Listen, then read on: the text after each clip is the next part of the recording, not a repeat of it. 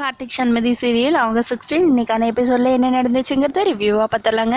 மங்கை அவங்க ஹஸ்பண்ட் கிட்ட சொல்லிட்டு இருக்காங்க, ஏங்க கல்யாணத்துக்கு அப்புறம் சண்மதியும் மாப்பிளையும் நம்ம கூட இருக்கிறதுக்கு பதிலாக பேசாமல் தனியாக ஒரு வீடு எடுத்து தங்க வச்சா என்ன அப்படின்னு சொல்லி கேட்க, ஏன் எதுக்காக அவங்கள தனியாக தங்க வைக்கணும், அவங்க நம்ம கூடயே இருக்கட்டுமே அப்படின்னு சண்மதி அப்பா சொல்ல, ஏங்க சொன்னால் புரிஞ்சுக்கோங்க, சின்னஞ்சிறுசுங்க தனியாக இருக்கிறது தான் நல்லதுன்னு எனக்கு தோணுது. ஒரு 6-7 மாதம் அவங்க அங்கேயே இருக்கட்டும், அதுக்கப்புறம் பொறுமையாக நம்ம கூட தங்க வச்சுக்கலாம், என்ன சொல்கிறீங்க அப்படின்னு மங்கை கேட்க பயங்கரமாக சண்மதி சிரிக்கிறாங்க. அப்போ அவங்க அப்பா, இதுதான் நடக்கணும், நீ ஏன் முடிவு எடுத்துட்ட, இதுக்கப்புறம் நான் சொல்கிறதுக்கு என்ன இருக்குது, அப்படியே செஞ்சிடலாம் அப்படின்னு சண்மதி அப்பா சொல்ல சண்மதி ரொம்ப சந்தோஷப்படுறாங்க. கூடிய சீக்கிரமே சண்மதியும் மாப்பிளையும் தங்குறதுக்கு ஒரு வீடு ஏற்பாடு பண்ணிடலாம் சரியா அப்படின்னு சொல்ல மங்கையும் சரிங்கிறாங்க. வந்தீங்களா வலிக்கு, எப்படியோ என் பேத்தி நினச்சதை சாதிச்சிட்டா, அவள் சாதிக்கலனாலும் நான் சாதிக்க வச்சிருப்பேன் அப்படின்னு யோசிக்கிறாங்க பவானியோட பாட்டி.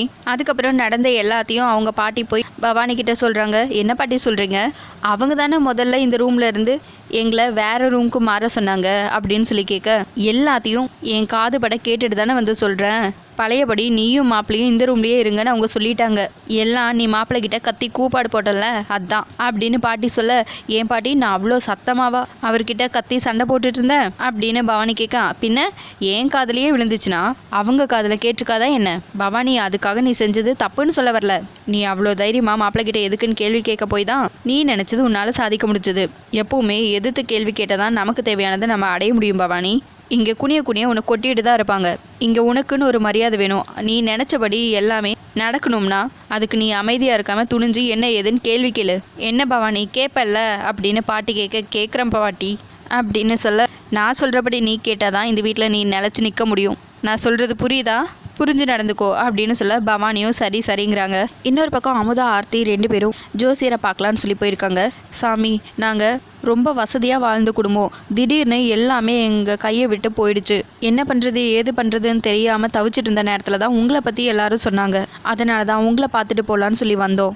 நாங்கள் இழந்ததெல்லாம் திரும்பி எங்கள் கைக்கு கிடைக்க நாங்கள் என்ன பண்ணணும் சாமி, கொஞ்சம் பார்த்து சொல்லுங்களேன் அப்படின்னு சொல்லி கேட்க, அம்மா நல்லது பண்ணால் நல்லது நடக்கும், கெட்டது பண்ணால் கெட்டதுதாம்மா நடக்கும் அப்படின்னு அவர் சொல்ல, என்ன சாமி நீங்கள் என் பொண்ணுக்கு கிடைக்க வேண்டிய நல்ல வாழ்க்கையை என் வளர்ப்பு மகளான அந்த வானதி தட்டிக்கிட்டு போயிட்டா, அதுக்கப்புறம் எப்படியோ என் மாப்பிள்ளை மூலியமாவது எல்லா சந்தோஷத்தையும் அனுபவிக்கலான்னு பார்த்தோம், அதுவும் இப்படி ஆயிடுச்சு, இப்போ நாங்கள் என்ன பண்ணுறது ஏது பண்ணுறதுன்னு தெரியாமல் நின்றுட்டுருக்கோம் அப்படின்னு சொல்லி கேட்க, சரி இருங்க சோழியை போட்டு பார்த்து சொல்கிறேன் அப்படின்னு சொல்லிட்டு சோழியெல்லாம் போட்டு பார்த்துட்டு, ஏமா சொத்தை யார் கொடுத்தாங்களோ அவங்க கைக்கே திரும்பவும் போயிருச்சு, இனிமேல் இது உங்களுக்கு கிடைக்க வாய்ப்பில்லை அப்படின்னு சொல்ல, என்ன சாமி திடீர்னு இப்படி சொல்லிட்டீங்க, இதுக்கு ஏதாவது ஒரு பரிகாரம் இருந்தால் பார்த்து சொல்லுங்களேன் அப்படின்னு சொல்ல, இவர் நம்மளுக்கு ஒரு வரி சொல்லுவாருன்னு சொல்லி இவரை பார்க்க வந்தா இவர் என்னடானா நம்மளே குறை சொல்லிட்டு இருக்காரு அப்படின்னு மனசுக்குள்ளேயே யோசிச்சுக்கிறாங்க அமுதா.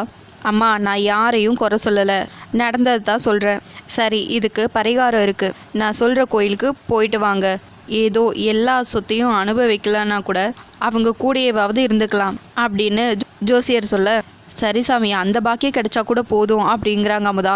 சரின்னு ஜோசியரும் எல்லா டீட்டெயில்ஸும் எழுதி கையில் கொடுத்துட்றாங்க அமுதா கையில். அதை வாங்கிட்டு அமுதாவும் ஆர்த்தியும் அங்கேருந்து கிளம்பிடுறாங்க. இன்னொரு பக்கம் சண்மதி கார்த்திக் 2 பேரும் வெளியே போயிட்டுருக்காங்க. எங்கே போகிறோம் அப்படின்னு கார்த்திக் கேட்க, ஃப்ரெண்டு வீட்டுக்கு போகிறோங்கிறாங்க சண்மதி. சரின்னு ஒரு வீட்டு முன்னாடி போய் வண்டியை நிறுத்திட்டு கீ எல்லாம் எடுத்து கேட் ஓப்பன் பண்ணி அப்புறம் டோர் ஓப்பன் பண்ணி உள்ளே போகலான்னு சொல்லிட்டு டோர் கிட்டே போகும்போது 2 பேரும் ஒரே டைமில் வலது காலை எடுத்து வச்சு உள்ளே போகலாம் அப்படின்னு சொல்ல கார்த்திக்கும் சரிங்கிறாங்க. சரின்னு உள்ளே போய் இது ஹால், இது பெட்ரூம், இது கிச்சன் அப்படின்னு சொல்லிட்டு கார்த்தியை பார்த்து அவங்களோட சில ஆசைங்களை பற்றி சொல்கிறாங்க. கார்த்தி இங்கே சோஃபா போட்டுக்கலாம், அப்படியே எனக்கு ஊஞ்சல்னால் ரொம்ப பிடிக்கும், அதுவும் இங்கே ஹாலில் போட்டுக்கலாம், எங்கள் அப்பா தான் அந்த வீட்டில் போடவே விட மாட்டேன்ட்டாரு, அதுக்கப்புறம் இந்த சோஃபாவில் உட்காந்து சண்மதி காஃபி எடுத்துகிட்டு வான்னு சொல்லுவேன், நான் போய் உனக்காக காஃபியெல்லாம் போட்டு எடுத்துகிட்டு வருவேன், இப்படி நம்ம சந்தோஷமாக லைஃப் போயிட்டுருக்கும்போது நமக்கு குழந்தைங்க பிறந்ததும் அப்படியே வீடே ரணகலமாயிரும். நான் அவசரமாக ஆஃபீஸ் கிளம்பிட்டுருப்பேன், நீ ஒரு பக்கம் வேலை கிளம்பிட்டுருப்பேன், அந்த டைமில் குழந்தை வேற ஆளும், அதை போய் சமாதானப்படுத்து, நான் உங்ககிட்ட சொல்லுவேன், நீ என்ன திட்டுவ இப்படின்னு சண்மதி அவங்களோட ஆசைங்களை எல்லாம் சொல்லிட்டு இருக்க. கார்த்திக் அப்படியே சண்மதியை பார்த்துட்டு சிரிக்க, சரி நானே போய் குழந்தைய சமாதானப்படுத்துறேன் அப்படின்னு சொல்லிட்டு கார்த்திக் போய் ஒரு பொம்மை எடுத்து கையில் வச்சுட்டு அப்படியே குழந்தைய கொஞ்சிற மாதிரி கொஞ்சிறாரு. அதை பார்த்து சண்மதி அவங்களும் குழந்தைய கொஞ்சிற மாதிரி கொஞ்சிறாங்க. இப்படி 2 பேரும் ரொம்ப ஹாப்பியாக அங்கேருந்து கிளம்புறாங்க. சரின்னு டோரெல்லாம் லாக் பண்ணிட்டு வெளியே கேட்டை வந்து பூட்டிட்டு வண்டி ஏறும்போது கரெக்டாக ஆப்போசிட்டில் இருக்கிற பில்டிங்லேருந்து பசுபதி இவங்கள பார்த்துடுறாங்க.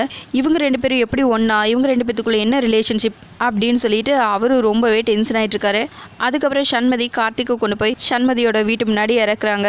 சரி கார்த்திக் வண்டி வந்துரும்ல அப்படின்னு சொல்லி கேட்க, ஆமாம் வந்துடும் சண்மதி, சரி நான் கிளம்புறேன்னு சொல்லிட்டு கார்த்திக் கிளம்பும்போது கார்த்தின்னு சொல்லி கூப்பிட்றாங்க. என்ன சண்மதி அப்படின்னு சொல்லி கேட்க, வீட்டில் வேற எல்லாரும் தாம்பளை பை ரெடி பண்ணுறதுக்காக வெளியே போயிட்டாங்க போல இருக்குது, நான் தனியாக தான் வீட்டில் இருக்கணும், அவங்க வர வரைக்கும் கொஞ்ச நேரம் நீ என் கூட இருக்கியா, பேசிகிட்டு இருக்கலாம் அப்படின்னு சொல்ல கார்த்திக்கும் சரிங்கிறாங்க. சரின்னு 2 பேரும் உள்ளே போய் உட்காந்துட்டு இருக்காங்க. அப்போ சண்மதி போய் காஃபி எடுத்துகிட்டு வந்து 2 பேரும் குடிக்கிறாங்க. அந்த டைமில் கரெக்டாக பவானியும் அவங்க பாட்டியும் வராங்க. யாருமா இது அப்படின்னு சொல்லி கேட்க, அவர் சண்மதியை கட்டிக்க போகிறவர், பேர் கார்த்திக் அப்படின்னு பவானி சொல்ல, சரி என்னதான் கட்டிக்க போகிறவராக இருந்தாலும் யாரும் இல்லாத வீட்டில் இப்படி தான் வந்து உட்கார்றதா, அக்கம் பக்கத்தில் இருக்கிறவங்களாம் என்ன நினைப்பாங்க, இந்த வீட்டுக்குன்னு ஒரு மரியாதை இருக்குல்ல, ஏதோ கல்யாணம் ஆன புருஷ பொண்டாட்டி மாதிரி உட்காந்து காஃபி குடிச்சிட்ருக்காங்க, அதுதானே, கூட இருந்து யாராவது சொல்லி கொடுத்து வளர்த்துருந்தா பரவாயில்ல, அவர் தனியாக இருந்தவர் தானே, அப்படி தான் இருப்பார் அப்படின்னு பவானியோட பாட்டி சொல்லிட்டு இருக்க பயங்கரமாக டென்ஷன் ஆகிறாரு கார்த்திக். இன்னொரு பக்கம் சண்மதி என்ன சொல்கிறதுன்னு தெரியாமல் கார்த்திகை கூல் பண்ண ட்ரை பண்ணுறாங்க. என்ன பாட்டி இப்படி சொல்லிட்டீங்க, நீங்கள் சொன்னதெல்லாம் கேட்டு அவர் மனசு கஷ்டப்பட போகுது, இப்போ சொல்லிட்டீங்களே இனிமேல் அந்த மாதிரியெல்லாம் பண்ண மாட்டார் அப்படின்னு நாசுக்கா அந்த பக்கமும் இல்லாமல் இந்த பக்கமும் இல்லாமல் அவங்க ஒரு கேமை விளையாண்டுட்டு போயிடுறாங்க பவானி. இதையெல்லாம் பார்த்து கார்த்திக் பயங்கரமாக டென்ஷனாக இருக்காங்க. சண்மதி என்ன பண்ணுறதுன்னு புரியாமல் இருக்காங்க. இதோட எபிசோட முடிச்சிருக்காங்க. உங்களுக்கு இந்த வீடியோ பிடிச்சிருந்தா லைக் பண்ணுங்கள், ஷேர் பண்ணுங்கள், கமெண்ட் பண்ணுங்கள், அப்படியே சப்ஸ்கிரைப் பண்ணுங்கள். தேங்க்யூ.